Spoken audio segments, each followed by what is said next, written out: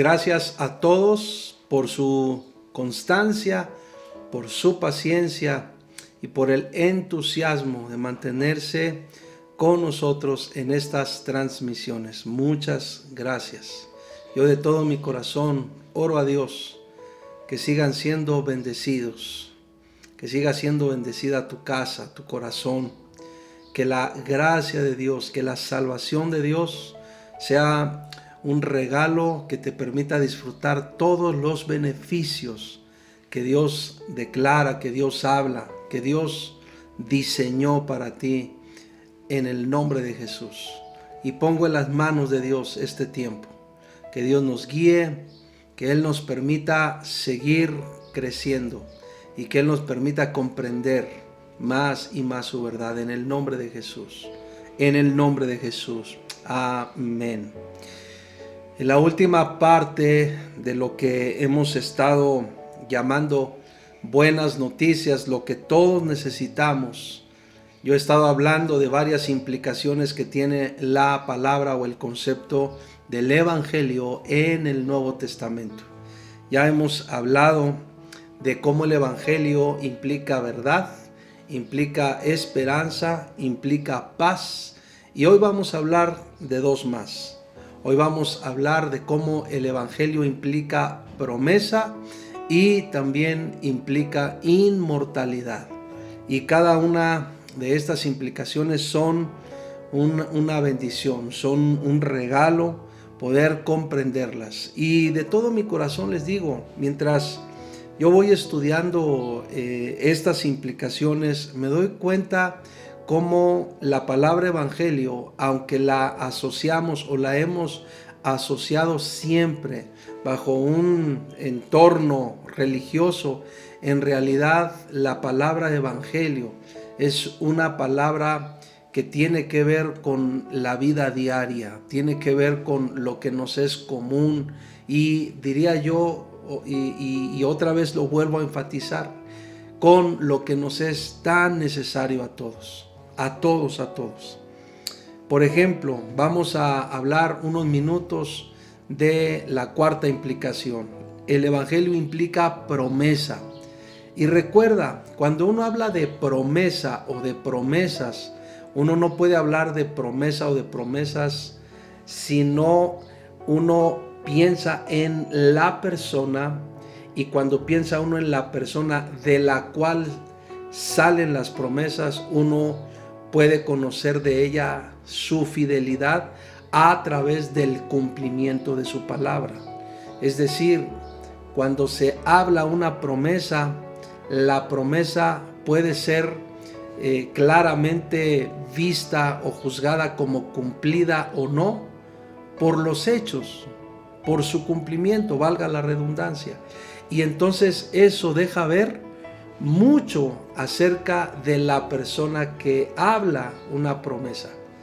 Quiero pedirles por favor que me acompañen a Efesios capítulo 3 y vamos a leer los primeros 7 versículos. Recuerda, el Evangelio implica promesa. El Evangelio de Dios son las buenas nuevas de la promesa de Dios. Efesios 3, 1 al 7 dice: por esta causa yo, Pablo, prisionero de Cristo Jesús por vosotros los gentiles, si es que habéis oído de la administración de la gracia de Dios que me fue dada para con vosotros, que por revelación me fue declarado el misterio, como antes lo he escrito brevemente, leyendo lo cual podéis entender cuál sea mi conocimiento en el misterio de Cristo. Misterio que en otras generaciones no se dio a conocer a los hijos de los hombres, como ahora es revelado a sus santos apóstoles y profetas por el Espíritu, que los gentiles son coherederos y miembros del mismo cuerpo y copartícipes de la promesa en Cristo Jesús por medio del Evangelio, del cual yo fui hecho ministro por el don de la gracia de Dios que me ha sido dado según la operación de su poder. Vuelvo a repetir lo que dice el versículo 6, que los gentiles son coherederos y miembros del mismo cuerpo y copartícipes de la promesa en Cristo Jesús por medio del Evangelio. Por medio del Evangelio. El Evangelio es la promesa de Dios cumplida. Y aquí permítanme hacer este comentario porque me parece que es pertinente.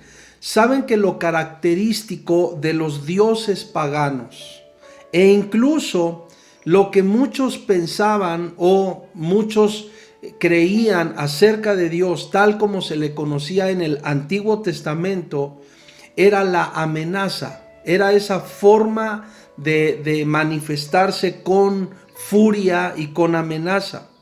Pero cuando uno ve a Jesús revelado, cuando Jesús aparece, repito, en la escena física, Él trae las buenas nuevas de Dios. Jesús trajo las buenas nuevas que no hablan del Dios de las amenazas, sino del Dios de la promesa.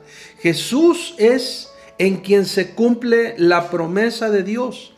Y esto en ningún sentido significa que no tengamos obligaciones en la vida, porque una promesa obliga tanto como lo hace una amenaza. Podemos entender eso, porque esto es pertinente decirlo porque hay quienes a veces tratando de evadir responsabilidades, entonces piensan o juzgan, ok, entonces si yo me tomo de la promesa de Dios, entonces ya no estoy obligado a vivir según Dios. No, la promesa también nos obliga, pero bajo un principio, y es el principio del amor. No bajo un esquema de amenaza, sino bajo el principio del amor. Eso es importante decirlo, porque el amor básicamente es la manera, la forma como Dios se ha relacionado siempre con el hombre. Todo lo que Dios hace es por amor. Cuando Dios declaró o habló su promesa, lo hizo con amor y lo hizo por amor. Y todo lo que ha venido haciendo Dios en el transcurso de la historia está basado en su amor perfecto, en su amor completo. El amor de Dios es la base sobre la cual Él habla la promesa de la redención, la promesa de la salvación, la promesa de la vida eterna. Entonces, es importante que tú y yo aprendamos a ver a Dios, el Padre, así como Jesús lo reveló, el Dios de la promesa, el Dios que cumple su promesa por amor, el Dios que nos permite tener una relación cercana a Él precisamente por el amor que Él nos tiene. Jesús es el cumplimiento de la promesa de Dios y eso es muy, muy interesante porque entonces podemos conocer a Dios en su carácter fiel. Podemos conocer a Dios, como lo hemos mencionado antes, en la virtud o en la excelencia de su verdad. Podemos conocer a Dios en la perfección de su ser.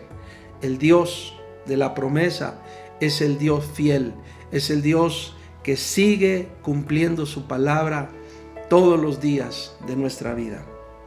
Ahora hablemos unos minutos acerca de la quinta implicación. El Evangelio implica inmortalidad. Y podemos decir que el Evangelio de Dios son las buenas nuevas de inmortalidad. Por favor, acompáñenme ahora a la segunda carta a Timoteo, capítulo 1, versículos 8 al 11.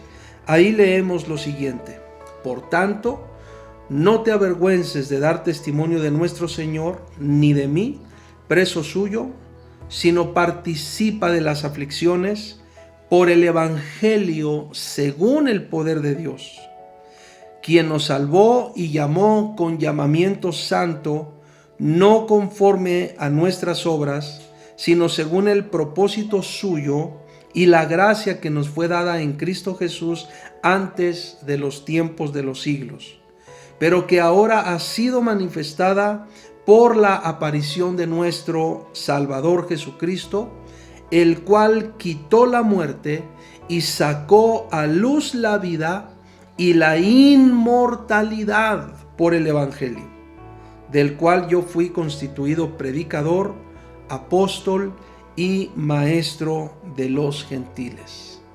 ¿Por qué es importante entender que el Evangelio implica inmortalidad? Porque frente a la muerte, el injusto, el impío, se aflige y teme como quien no tiene ninguna esperanza. En la primera carta a los Tesalonicenses, capítulo 4, versículo 13, el apóstol Pablo escribió lo siguiente: tampoco queremos, hermanos, que ignoréis acerca de los que duermen, y noten cómo dice la segunda parte de este versículo, para que no os entristezcáis como los otros que no tienen esperanza. Es decir, mientras tú y yo no conozcamos, no reconozcamos que el Evangelio de Dios trae inmortalidad, entonces vamos a ser presos, vamos a dejar que nuestra alma sea presa de ese terrible dolor que implica la muerte. Pero cuando nosotros entendemos que el Evangelio trae inmortalidad, entonces entenderemos que el Evangelio de Dios trae certeza y gozo aún en la muerte. Saben que hay un registro de una carta encontrada en los papiros, y en esa carta se hace referencia a una madre que escribe a los padres de un niñito muerto y les escribe lo siguiente. Dice: Irene a Taonofris y Filón, confortaos. Estaba tan apenada que lloré por vuestro hijo muerto, tanto como lo hice por Dídimo. Todo lo que podía hacerse se ha hecho. Pero lo mismo que siempre, frente a estas cosas, nadie puede hacer nada. Esta es una perspectiva de la muerte. Es una perspectiva que asume o que piensa que cuando llega el tiempo de la muerte física, ya acabó ahí todo. Ya ahí se desvaneció completamente todo. Pero las buenas nuevas de Dios traen la certeza de que la muerte física no es el fin. Y eso es algo que también debemos nosotros aprender. Porque muchas veces hemos estado o estaremos frente a ese escenario de la muerte física. Muchas veces estaremos en algún funeral y quizás, o más bien dicho, y un día muchos estarán en nuestro funeral. El tiempo de la muerte física llegará sin duda alguna, pero las buenas nuevas traen la certeza de que la muerte física no es el fin, es una transición. Y podemos decir que de algún modo es el comienzo de la vida. ¿Por qué? Porque la muerte física no se trata de la aniquilación, no se trata del fin, sino se trata de hacerse presente a Dios, como el mismo apóstol Pablo lo escribe. Porque la muerte física se trata de estar eternamente con Dios. Y entonces el Evangelio trae esa certeza, el Evangelio trae esa esperanza, el Evangelio trae ese entendimiento, trae ese gozo. El Evangelio trae la inmortalidad. Podemos entonces gozar la vida y realmente gozar la vida de Dios, la vida en Dios, la vida eterna que el propio Jesús mencionó o enseñó y quedó registrado en el capítulo 17 del Evangelio de Juan. La vida eterna es conocer al Padre y al Hijo. Y si nosotros recibimos el Evangelio de Dios, el Evangelio traerá esas buenas noticias de inmortalidad. y entonces tendremos un sentido de gratitud y de gozo aún cuando llegue ese momento de la muerte física, ya sea en la vida de otros o ya sea en la nuestra. El Evangelio es un regalo de Dios, porque cambia radicalmente nuestras perspectivas de vida. Si te das cuenta, el Evangelio de Dios, hemos dicho, implica verdad, implica esperanza, implica paz, implica promesa y también implica inmortalidad. Es un regalo. Esas son las buenas noticias que todos necesitamos. Vamos a parar hoy aquí y vamos a concluir esta serie en la próxima transmisión. Por lo pronto te invito, Padre, en el nombre de Jesús, si alguien por alguna razón se ha sentido luchando en su corazón con sus pensamientos, con sus temores, aún acerca de la vida, permite que el Evangelio le dé ese regalo del gozo, de la promesa, de la esperanza, de la paz y de la inmortalidad, para que sepa que la vida en ti es una vida preciosa, porque es la vida eterna. La vida en ti es la vida eterna. Y no hay entonces de qué tener temor, porque si caminamos contigo y permanecemos en ti, entonces no viviremos otra cosa, sino el bien, todo el bien que uno puede encontrar en ti. En el nombre de Jesús, gracias por tu precioso Evangelio, que no es otra cosa sino Cristo en nosotros. Amén y amén.